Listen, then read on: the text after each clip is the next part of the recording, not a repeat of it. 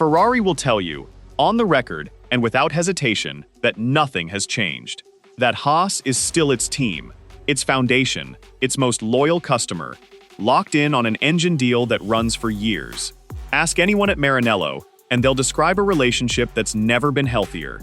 And every word of that is true, which is exactly what makes what's actually happening so easy to miss.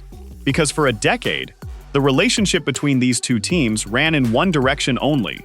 Ferrari was the sun, and the little American team orbited it, bought its engine from Maranello, its gearbox from Maranello, leaned on Maranello's wind tunnel, and kept its own designers sitting inside Ferrari's own factory walls.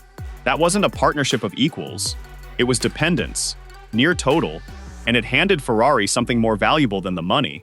It handed them sight, complete visibility into everything the customer team did. Something has quietly begun to change the shape of that. Not the words. The words are all still warm. If you want to understand why one of the most one-sided relationships in Formula One is slowly, almost invisibly, tilting the other way, and why the people at Maranello may not fully register it until the balance has already shifted beneath them, stay with this and get subscribed. Because the story here isn't a team being stolen. It's something far quieter and far harder to see. A dependence being dismantled, one piece at a time, while everyone insists nothing's wrong. To understand what's shifting, you have to understand how complete the old arrangement was, because the dependence went far deeper than parts on an invoice. Haas was built, deliberately, as the leanest operation on the grid, engineered around a specific slice of Formula One's rulebook. The regulations divide a car into parts a team must design itself, and so-called listed parts it's allowed to buy from another team. And Haas built its entire existence around buying every single component the rules permitted it to buy. It bought its power unit, its gearbox, and its suspension from Ferrari, taking the maximum the regulations allowed and designing the bare minimum it was forced to. It had no elite simulator of its own, so its engineers used Ferraris, over in Maranello. It had no wind tunnel, so it rented Ferraris. It even kept a permanent design office physically inside the Italian factory, its aerodynamicists working there year-round. Think about what that gave Ferrari, beyond the customer payments.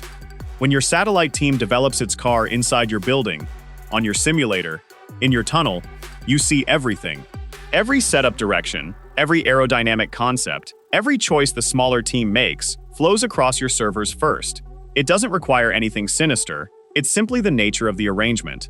The tenant has no secrets from the landlord. For a decade, Ferrari was the landlord, and that visibility was a quiet form of control. Think about what it's worth to see a rival's homework before they hand it in. To know which aerodynamic ideas the smaller team is chasing, which ones it's abandoned, where its car is strong and where it's quietly broken. Even a customer team is still a competitor for points and prize money on a Sunday. Knowing exactly how that competitor thinks, season after season, is an edge most teams would pay a fortune for. Ferrari got it for free, simply by being the landlord.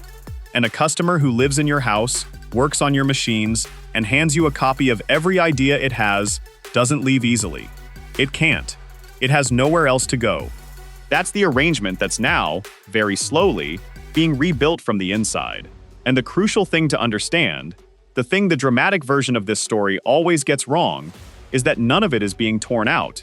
It's being duplicated. Start with the simulator, because it's the clearest signal of the whole pattern. Under the Toyota partnership, Haas has funded and installed its own driver-in-the-loop simulator at its base in Banbury, England, coming online around the middle of the 2026 season, the first the team has ever owned. For the first time in its history, Haas has a development brain of its own, on its own soil, rather than a borrowed slot inside a rival's building. Now, here's where it matters to be precise, because it would be easy to oversell this. Haas hasn't stopped using Ferrari's simulator. Its team principle has been explicit that the Maranello rig stays in use, that the design office stays open, that the aerodynamicists stay based in Italy.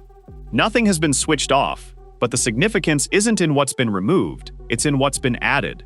Because for the first time, there's a room where Haas can develop its car that Ferrari doesn't own, doesn't operate, and doesn't automatically see into. The people writing the software for that Banbury simulator, calibrating it, correlating it to the track, answer to Toyota. A window that was always wide open has, very quietly, gained a curtain. That curtain is only the beginning, though, because the same thing is happening in the factory.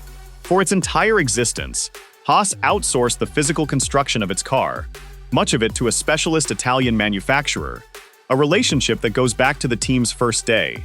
It was efficient, but it was also a bottleneck, an external contractor, shared priorities, upgrades that reached the track slower than the big teams could manage. Toyota offered a different option, and it came from a place with its own history in this sport.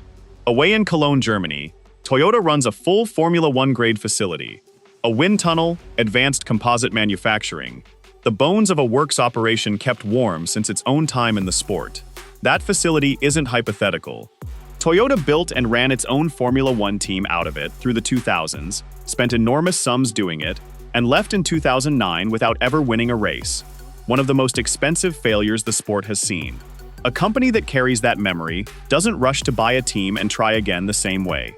It looks for a route back that builds the capability without repeating the mistake, and a partnership that lets it develop parts, people, and hardware inside someone else's race team, at someone else's risk, is exactly that route. And under the partnership, Haas has begun designing and producing certain carbon composite parts through that Toyota capability. Once again, the honest version has to correct the tempting one. The Italian chassis partner hasn't been fired. Haas's principle has been clear that relationship continues too, that it will coexist with the Toyota work rather than be replaced by it. Some parameters staying in Italy, some moving to Germany, the two running in parallel. This isn't a severance, but follow the direction of travel. Every part Haas learns to make through Toyota is a part it no longer needs Italy for. Every capability that gets built in Cologne is one that no longer has to be rented from someone else. The supply chain isn't being cut. It's being quietly given an alternative. And an alternative, over enough time, is the thing that turns a dependence into a choice. This is the part that's so easy to underrate, because it never produces a dramatic headline. Nobody announces the day a team stops needing something. There's no press release for a capability quietly coming in-house.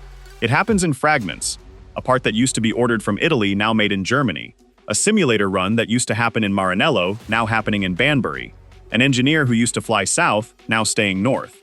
Each fragment is far too small to notice, but stack 2 or 3 years of those fragments on top of each other, and one morning you look up and the map of who needs whom has been redrawn entirely, without a single moment you could point to and call the turning point. Which brings us to the piece everyone points to as proof that Ferrari is still firmly in control. The engine. And this is where it becomes personal for the man in charge at Maranello. Fred Vasseur runs a Ferrari that's fighting its own enormous battles at the front of the grid. And the last thing on his desk is the loyalty of a midfield customer he's known for years. When he looks at Haas, he sees a relationship that predates almost everything else in his world. An engine deal freshly extended, a design office still full of his customers' people, a partnership everyone keeps calling the foundation. From where he sits, there's no crisis here.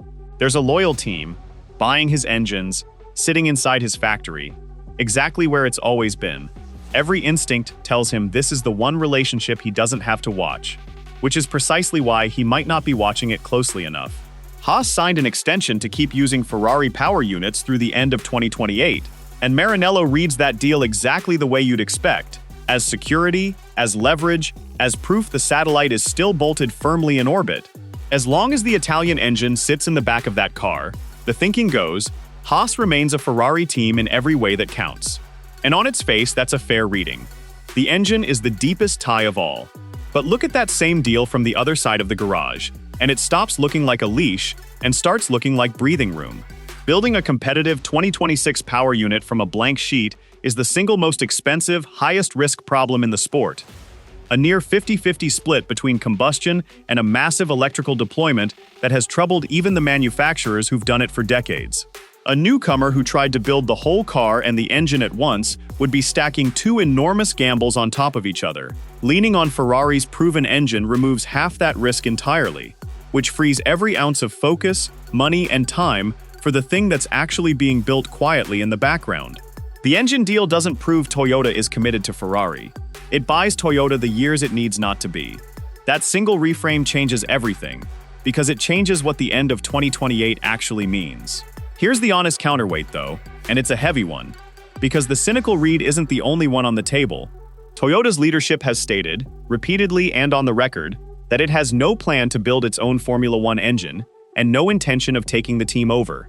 That the entire purpose of the partnership is developing people, growing engineers, building capability, nothing more. Haas's principle insists the Ferrari relationship is the foundation and always will be, and that Ferrari has been kept fully informed at every step, with clear agreements protecting each company's intellectual property. Nobody at Maranello is being deceived. There's no hidden dagger here that anyone can prove. Read it generously, and this is simply a small team getting stronger with a partner's help, while staying loyal to the engine supplier that made it. That version is entirely consistent with the facts. But sit with the other reading, because both live on exactly the same evidence. By the end of 2028, if the pattern holds, Haas would have its own simulator, its own growing manufacturing capability, its own factory option in Germany, its own independent development loop, and the only remaining thing it would truly need from Ferrari would be the engine itself. A team that once depended on Maranello for nearly everything would depend on it for one thing. And one thing is a very different negotiating position than everything. That's the quiet shift underneath all the warm words. Ferrari isn't losing its customer this season, or next. What it may be losing, without a single announcement, is the leverage that made that customer loyal in the first place. The dependence that meant Haas couldn't leave even if it wanted to. Strip that away, capability by capability, and what's left in 2028 isn't a satellite that can't survive on its own. It's a team that's quietly built everything it needs to choose, and an engine contract that, for the first time, it would actually be free to walk away from. So here's the question worth sitting with, once you see the shape of it. Ferrari built its modern power on a web of dependent teams that couldn't afford to leave. Haas was the most dependent of them all, and the most dangerous kind of loss isn't the one you see coming. It's the one that happens while everyone keeps assuring you nothing has changed. Right up until the day the foundation you called permanent turns out to have been optional all along. So, tell me where you land in the comments. Is Toyota quietly setting Haas free from Ferrari? Or is this exactly the loyal, transparent partnership everyone says it is, and the rest is just a story we're reading into the walls?